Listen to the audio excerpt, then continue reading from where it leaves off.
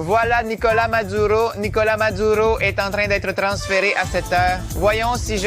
Regarde, il est toujours là, bien sûr. Ils peuvent fournir les données de l'image parce que je n'ai que cette perspective. Écoute, nous tombons juste sur cette image en direct, l'a fortement gardée. Le couple présidentiel est en train d'être transféré. Bien sûr, ils ont déjà... Cilia est derrière. Et là, il y a Nicolás Maduro de l'autre côté, devant, avec les mains menottées, et lui derrière. Nous voyons l'hélicoptère qui, à 7 heures, transporte l'ex-couple présidentiel vénézuélien jusqu'au tribunal du district de Brooklyn, où ils vont entendre les charges que le parquet américain va leur imputer. Oui, effectivement, Nicolás Maduro et son épouse ont donc passé la nuit au centre de détention de Brooklyn. Ils sont donc transférés dans un convoi ce matin. Ils se rendront au tribunal qui se situe au sud de Manhattan, proche de l'hôtel de ville et du district financier. Nicolás Maduro devra ensuite comparaître devant un juge fédéral, a priori aux alentours de midi, heure locale. Alors, cette audience ne marque pas le début du procès, rappelons-le. En fait, elle constitue la première étape du parcours judiciaire, un parcours qui sera long.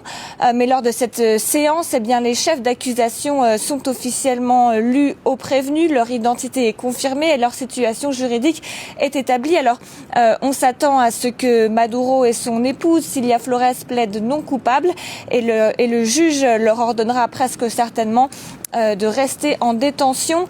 Alors, cette audience devrait, elle, rester relativement brève, mais elle est déterminante car elle ouvre la voie aux étapes judiciaires à suivre, qu'il s'agisse de fixer, par exemple, de nouvelles dates d'audience. Et il faudra ensuite constituer un jury pour examiner les preuves à leur encontre et cela, pourrait prendre plusieurs mois.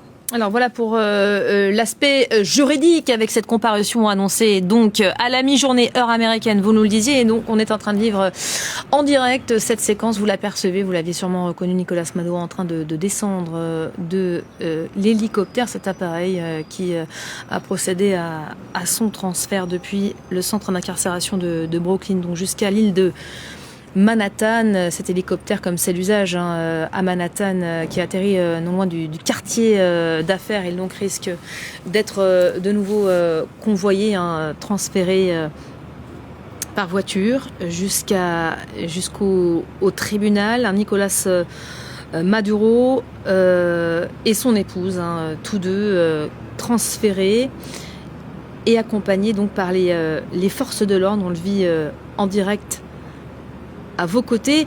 Un mot peut-être, Sarah, de comment ces images sont perçues et reçues par les Américains eux-mêmes. On a assisté à des manifestations dès les premières heures après l'annonce de cette intervention américaine. On imagine que ce sont des images qui tournent en boucle là aussi à la télévision américaine aujourd'hui. Oui, effectivement, ces images font la une des médias et elles font beaucoup parler ici aux États-Unis.